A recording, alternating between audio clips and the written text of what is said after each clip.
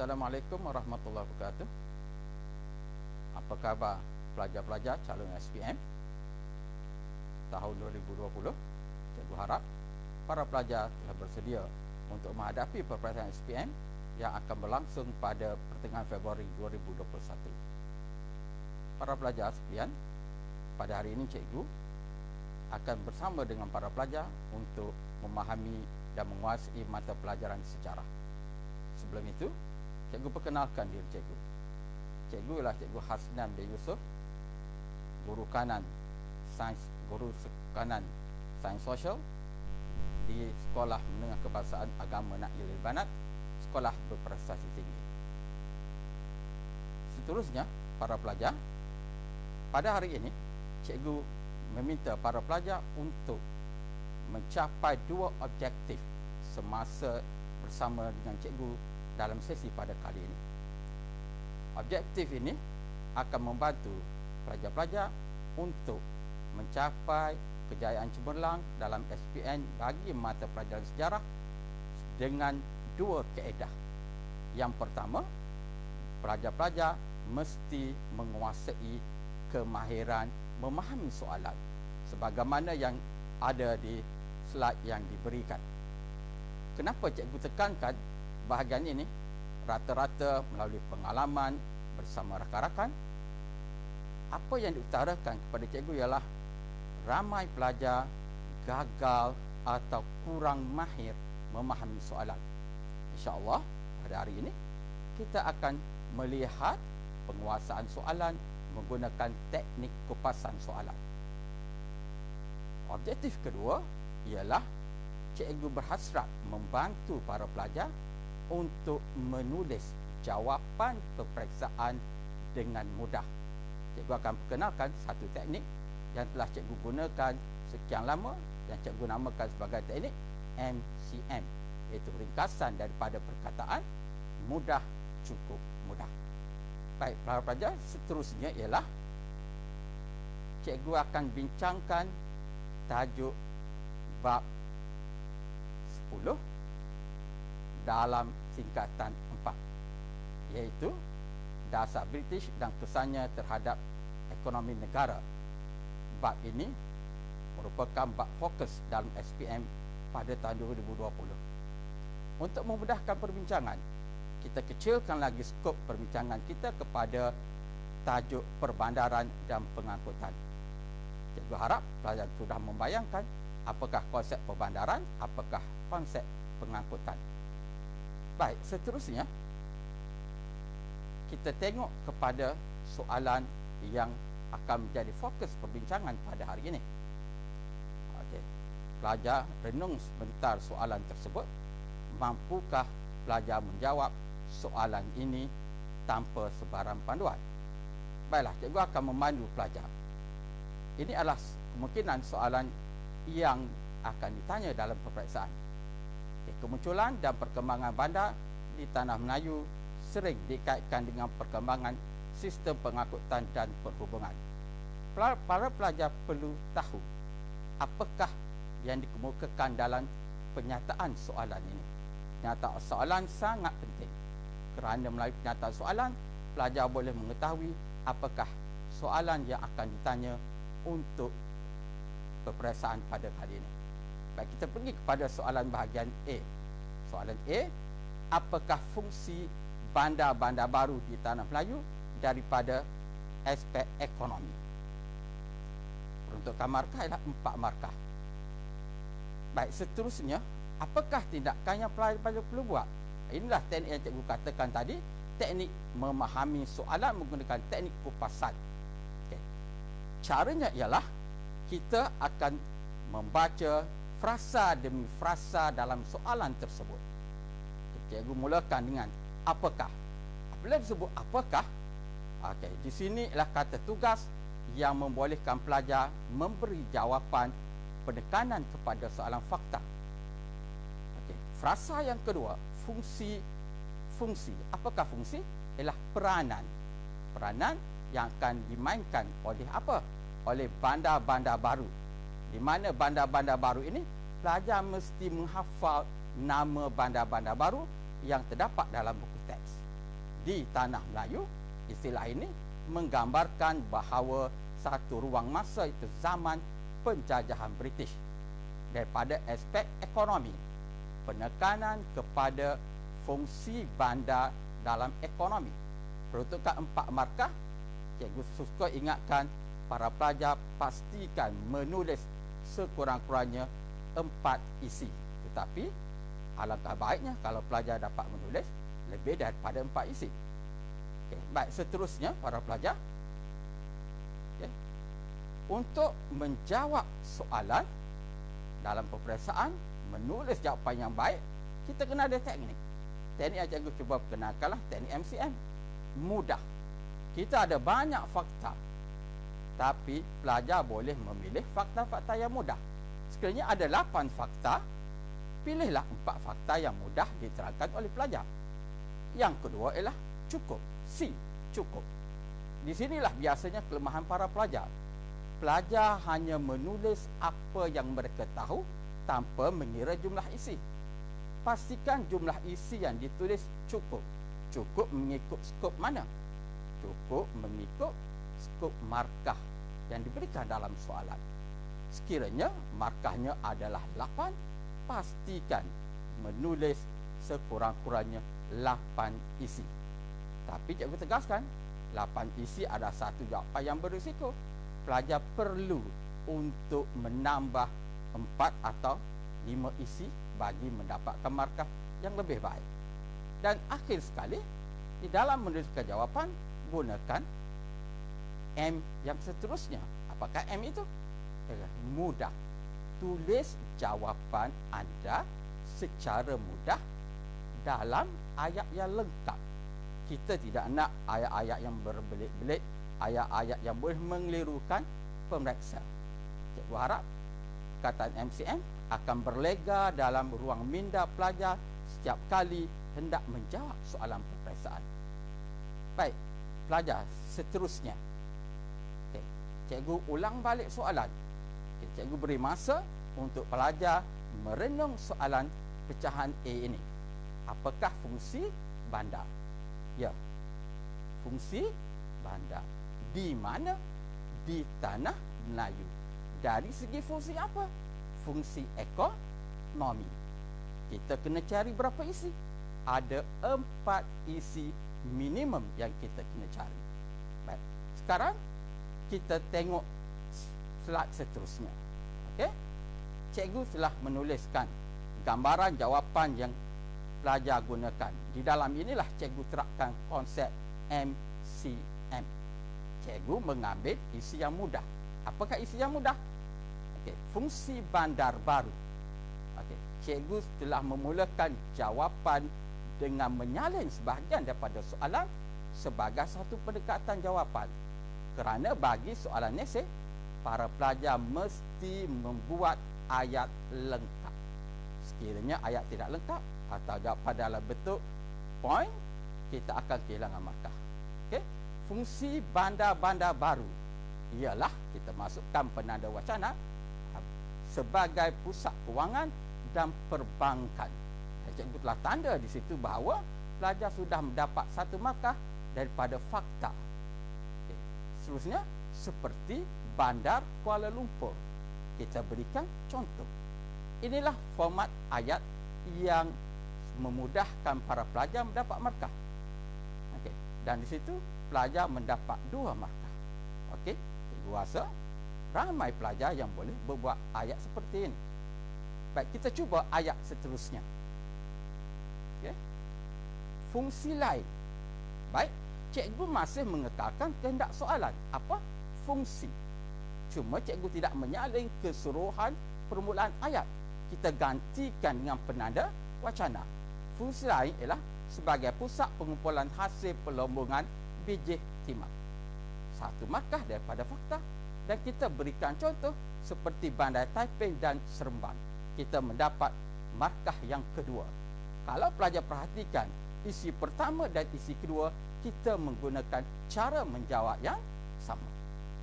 Seterusnya. Okay, kita tengok seterusnya. Fungsi lain ialah Mengapa cikgu mengekalkan permulaan jawapan yang sama? Kerana ia memudahkan pemeriksaan. Okay. Fungsi lain ialah sebagai pusat tumpuan penduduk bagi mendapatkan keperluan harian. Mengapa keperluan harian diberi markah? Kerana soalan menekankan kepada fungsi bandar dari segi ekonomi. Jangan lupa fungsi ekonomi. Dan kita beri contoh seperti bandar Taiping dan Seremban. Kita sudah mendapat 2 markah. Kalau kita campur daripada 3 isi tadi, kita sudah ada 6 markah. Sedangkan soalan hanya memerlukan 4 markah. Okey. Baik, kita tengok yang seterusnya. Okey. Ini sudah keluar satu tanda tanya, simbol tanda tanya. Pelajar perlu berhati-hati apabila melihat simbol tanda tanya ini. Okay. Baik. Fungsi bandar-bandar baru ialah sebagai pusat pentadbiran British seperti bandar Kuala Lumpur. Okay. Berapa agaknya markah yang sepatutnya pelajar ini dapat? 2, 1 ataupun kosong? Okay. Kenapa cikgu bagi kosong? Okay. Kita akan tengok mengapa pelajar ini gagal mendapat markah sedangkan jawapannya seseolah cukup bagus. Baik. Di slide seterusnya, pelajar akan boleh mengesan. Okey. Okay, cikgu dah tunjukkan di mana kesilapan pelajar. Iaitu, pelajar membincangkan aspek pentadbiran, bukan aspek ekonomi. Bermakna pelajar tidak menjawab soalan. Okay. Itulah punca yang sentiasa berlaku. Kehilangan markah di kalangan para pelajar. Baik, seterusnya. Okay. Kita tengok kepada soalan pecahan B. Soalan pecahan B ini merupakan soalan yang akan membekalkan markah yang cukup banyak pada para pelajar. Soalan pecahan A 4 markah, pecahan B 8 markah. Baik. Jelaskan perkembangan sistem pengangkutan dan perhubungan semasa penjajahan British di negara kita. 8 markah. Ingat, kita perlu menggunakan teknik kupasan soalan. Slide seterusnya akan menunjukkan kupasan soalan. Baik, pelajar boleh renung sekejap soalan ini sebelum cikgu tunjukkan slide berkaitan dengan kupasan soalan ini. Okey, boleh? Okey, dah ada yang nampaknya sudah boleh menganalisa soalan tersebut. Okay. Baik, kita tengok slide seterusnya. Okey, itulah yang ada. Sebagaimana pada soalan pecahan A, cikgu akan bacakan frasa-frasa. Jelaskan kata tugas, memberi ruang yang besar kepada pelajar untuk mendapatkan markah dari segi fakta, huraian, contoh. Dan kalau pelajar boleh memberi inference, itu adalah lebih baik. Okey. Okay. Perkembangan sistem pengangkutan. Pelajar mesti memahami konsep pengangkutan. Pengangkutan ini dalam buku teks menekankan hanya 2 perkara. Pertama ialah jalan raya dan kedua jalan kereta api. Dan perhubungan. Sistem perhubungan yang ditekankan ialah telefon, telegraf dan juga pos. Okay. Semasa penjajahan British, kita ingat masa sebelum merdeka, dan ada 8 markah. Ingat, 8 isi minima perlu diberikan. Okey, baik, dengan jelas pelajar sudah ada kehendak soalan dalam peperiksaan. Baiklah, kita tengok pula skrip contohnya bagaimana dalam slide seterusnya. Baik. Perkembangan sistem pengangkutan semasa penjajahan British di negara kita dapat dilihat dengan di situ kita menyalin soalan semula sebagai pendekatan jawapan dan kita masukkan satu penanda wacana dengan pembinaan jalan kereta api. Kita dah dapat markah kerana kita memberitahu aspek pengangkutan, apa pengangkutan jalan kereta api. Dan kita nak menunjukkan perkembangan, bermakna daripada tidak ada jalan raya, jalan kereta api kepada adanya jalan kereta api. Jalan kereta api menghubungkan Taiping ke Port Well telah dibina pada tahun 1885. Kita tengok kemungkinan pelajar akan berhadapan dengan lupa tarikh. Dalam jawapan ini, kalau pelajar lupa tarikh pun, kita rasa kita dapat markah lagi. Okay. 2 markah. Apakah tujuan jalan kereta api ini dibina? Bagi tujuan mengangkut biji timah. Okay? Mengangkut biji timah, sudah dapat markah dari kawasan Lombok ke pelabuhan untuk ekspor. Pelajar sudah melihat dalam satu ayat, dalam satu perenggan, pelajar sudah mengumpul 3 markah. Mudah kalau kita mengikut kaedah mudah cukup mudah. Buat isi mudah, buat isi cukup, dan buat ayat yang mudah. Baik. Seterusnya, jalan kereta api juga dibina untuk menghubungkan kawasan perlombongan.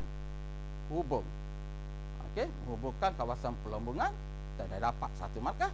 Jalan kereta api menghubungkan kawasan perlombongan di mana?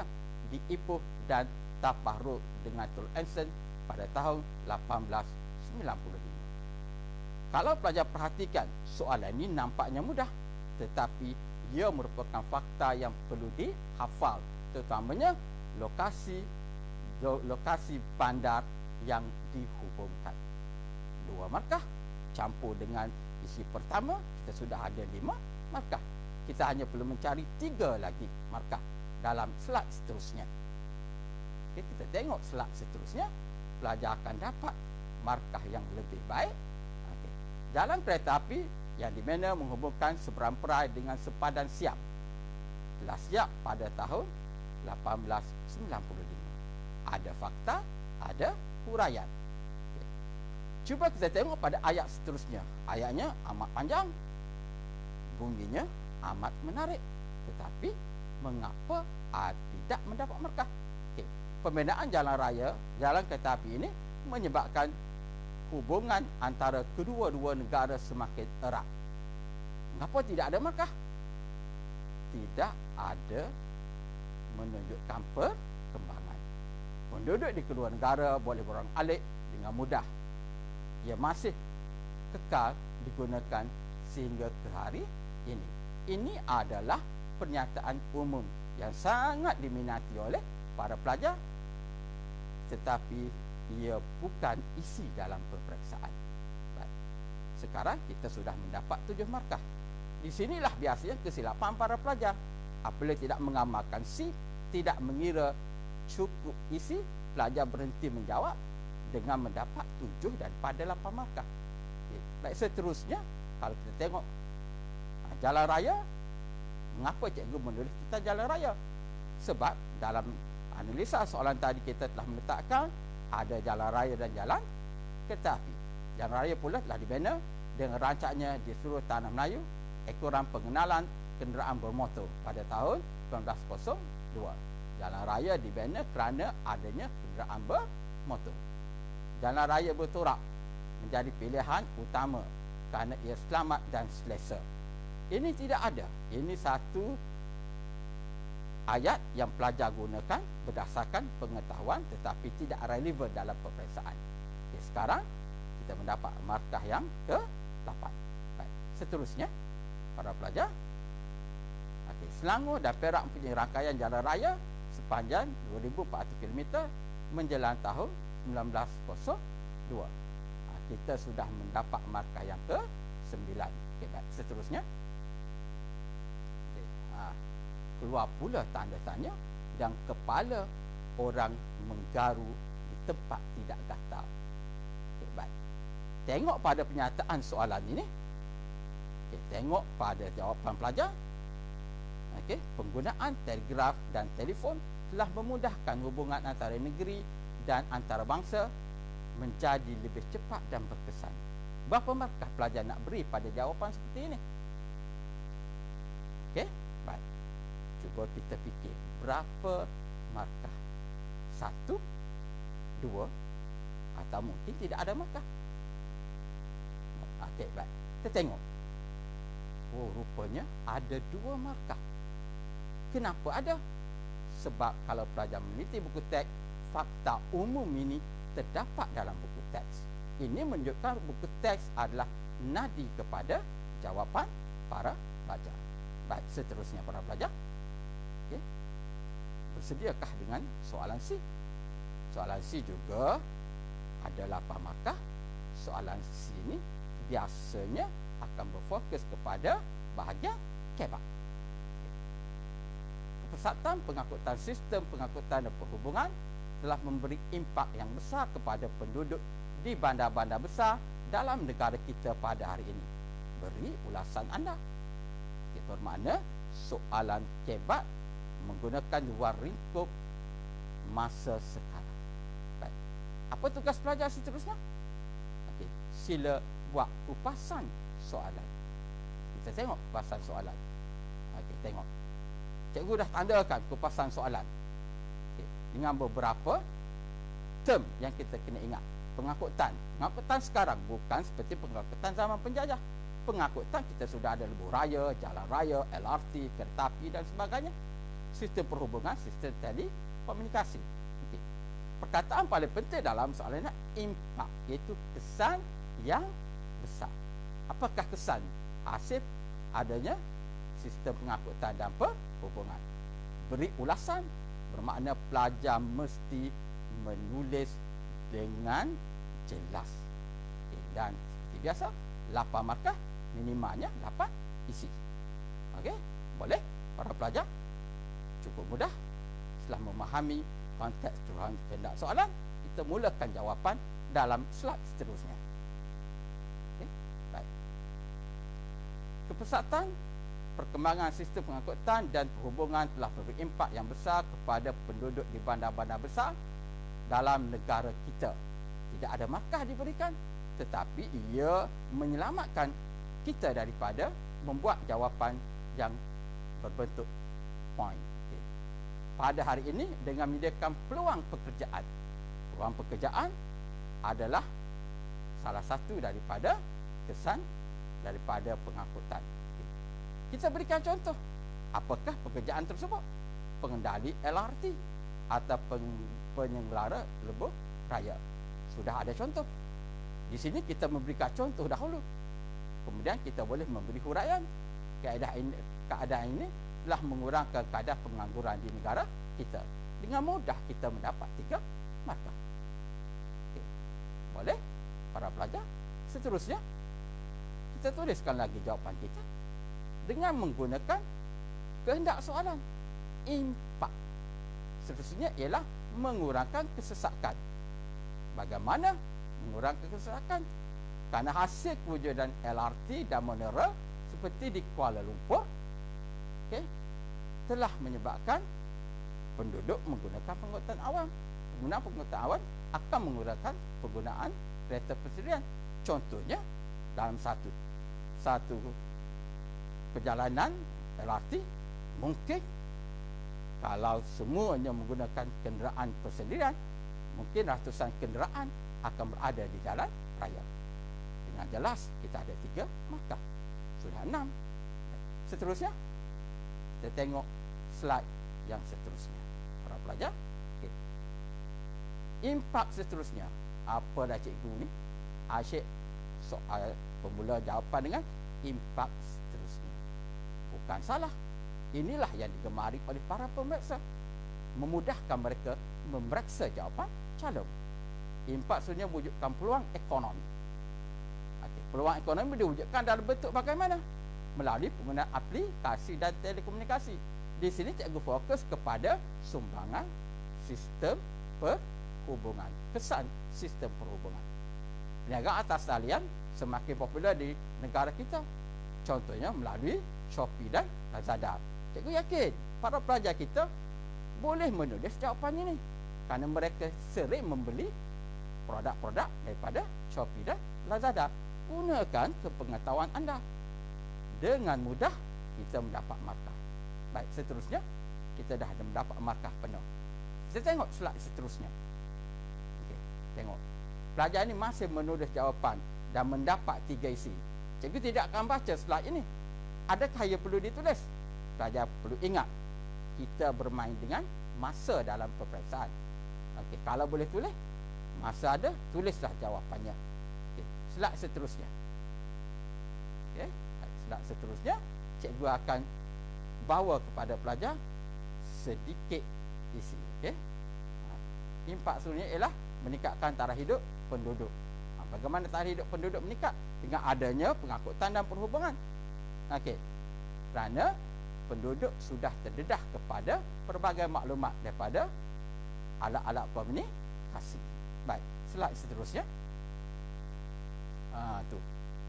Datang pula tanda tanya dan orang yang bertanya. Impak seluruhnya ialah kerajaan mendapat hasil yang tinggi melalui cukai yang dikenakan kepada syarikat pengangkutan dan telekomunikasi. Penggunaan cukai yang tinggi akan mewujudkan kestabilan politik kepada negara kita. Negara kita juga akan mendapat perhatian negara luar. Hebat ayat ini. Tetapi tengok markahnya. Okey, baik. Berapa markah kita harus beri pada jawapan seperti ini? Nampaknya jawapannya itu agak umum, tidak menyentuh kehendak soalan. Itu yang biasanya. Cuba kita tengok slide seterusnya. Apa yang berlaku pada jawapan ini dalam slide seterusnya? Okey? Okey, berfikir sebentar. Okey? Baik, tengok. Tidak mendapat apa-apa markah. Kesilapannya ialah memberi fokus kepada kerajaan, sedangkan soalan memfokuskan impaknya kepada rakyat. Berhati-hati dengan jawapan sebegini. Slide seterusnya pula. Okay. Cikgu nak memperkenalkan konsep inference. Kerana dalam pemeriksaan kertas 2, kita ada pemeriksaan holistik dan analitik. Dalam pemeriksaan konsep holistik memerlukan pada inference. Inference ialah satu ringkasan, satu kesimpulan kecil. Okay. Untuk memberitahu pemeriksa bahawa kita ingin membuat inference, cikgu suka gunakan perkataan kesimpulannya. Dan kita ambil sebahagian daripada soalan. Kesimpulannya, kepesatan perkembangan sistem pengangkutan dan perhubungan telah memberi impak yang besar kepada penduduk di bandar-bandar besar. Di situ kita mendekati soalan dan kita masukkan satu rumusan daripada isi-isi yang ditulis. Di sini cikgu cadangkan apabila mereka bijak menggunakan peluang dengan memanfaatkan dalam semua aspek kehidupan. Manfaat apa? Manfaatkan kemajuan pengangkutan dan perhubungan. Sekiranya ada inference dan jawapan pelajar diperiksa di dalam konteks holistik, pelajar akan berada di aras 4 atau aras 3 yang menjadikan markah yang cukup besar. Baik, seterusnya.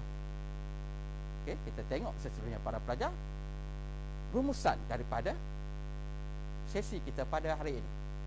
Cikgu masih menekankan bahawa para pelajar mesti memahami soalan, kuasai teknik kupasan soalan. Menguasai soalan saja tidak mencukupi, kerana peperiksaan adalah menulis. Jadi tulislah jawapan anda dengan teknik yang baik, menggunakan teknik MCM. Baik, itulah daripada cikgu pada hari ini. Baik. Sebelum cikgu berundur, cikgu memohon para pelajar merenung sedikit. Slide yang cikgu tayangkan itu, buru impian anda. Kerana impian akan mengubah anda. Sekiranya anda tidak bermotivasi, cikgu cadangkan anda menonton satu video motivasi yang bertajuk sebagaimana dalam slide seterusnya. Okay, pergi ke laman YouTube, okay, dengan penuh perasaan, dengan cita-cita, tengoklah satu video Go Hunt Your Dream. Kerana setiap orang punya impian. Sekian, wabillahi taufiq wal hidayah. Wassalamualaikum warahmatullahi wabarakatuh. Sehingga kita jumpa lagi.